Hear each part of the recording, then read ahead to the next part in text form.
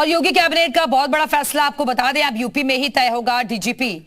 UPSC को नहीं भेजा जाएगा पैनल और अब डीजीपी का कार्यकाल 2 साल का होगा। डीजीपी चयन की नई नियमावली पर मुहर लग गई है और चयन निर्देशावली 2024 को कैबिनेट की मंजूरी। हाईकोर्ट के रिटायर्ड जज की अध्यक्षता में कमेटी करेगी डीजीपी का चयन और कमेटी में मुख्य सचिव भी रहेंगे। यूपीएससी से नामित एक शख्स रहेगा। यूपीपीएससी के अध्यक्ष भी कमेटी में रहेंगे और एक रिटायर्ड डीजीपी भी कमेटी में होंगे। अपर मुख्य सचिव या प्रमुख सचिव गृह रहेंगे। तो कमेटी करेगी डीजीपी का चयन। पहले पैनल भेजा जाता था, लेकिन अब ऐसा नहीं होगा। यूपी में ही डीजीपी का नाम तय किया जाएगा। और इसी के पद पर और ज्यादा बातचीत के लिए सीधे रुख करेंगे लखनऊ का, जहां से हमारे साथ हमारे सहयोगी तुषार श्रीवास्तव इस वक्त जुड़ गए। तुषार, अब यूपी में ही डीजीपी तय होगा, बाकायदा कमेटी के जरिए पैनल अब तक भेजा जाता था।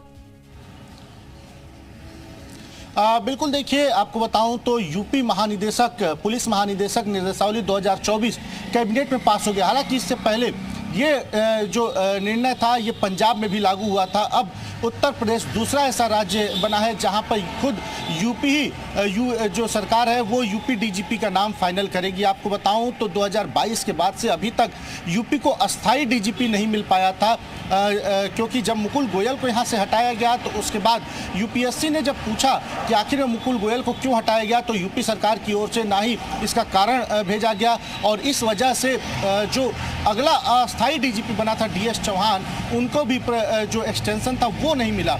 उसके बाद से लगातार अस्थाई डीजीपी बनते गए। अब जो योगी सरकार है उसने कैबिनेट में पास किया है कि अब अस्थाई डीजीपी की नियुक्ति यूपी सरकार की तरफ से ही किया जाएगा, जिसमें एक बाकायदा पैनल बनेगा। इसमें एक पैनल में हाईकोर्ट के रिटायर्ड जज होंगे, यूपीएससी का एक नामित आदमी होगा, संघ लोक सेवा आयोग की तरफ से एक आदमी होगा, इसके अलावा एक पूर्व डीजीपी होंगे और साथ ही अपर मुख्य सचिव रहेंगे या फिर प्रमुख सचिव गृह इस जो पैनल है इसमें रहेंगे। आपको बताऊं तो पहले 3 नामों का एक पैनल भेजा जाता था। वो पैनल जब यूपीएससी जाता था तो यूपीएससी वहां से एक आदमी का नाम भेजता था, जिसके बाद यहाँ पर अस्थाई डीजीपी को बनाया जाता था। लेकिन यानी कि तुषार, जो प्रक्रिया रहती थी डीजीपी को फाइनलाइज करने में उसमें वक्त भी लगता था और ये भी अब साफ कर दिया गया है कि जो डीजीपी का कार्यकाल होगा वो 2 साल का होगा।